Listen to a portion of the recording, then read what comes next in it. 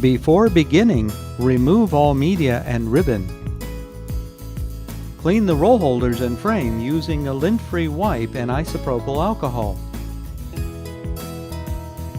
Wipe the areas thoroughly to remove all paper dust and accumulated adhesive.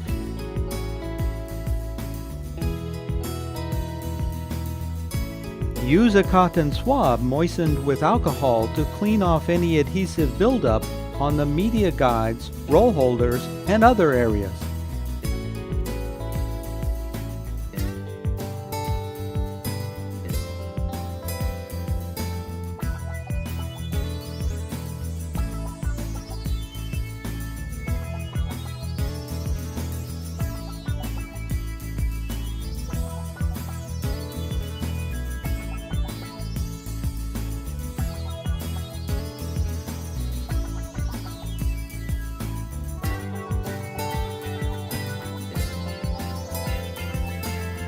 Clean the media sensors using compressed air.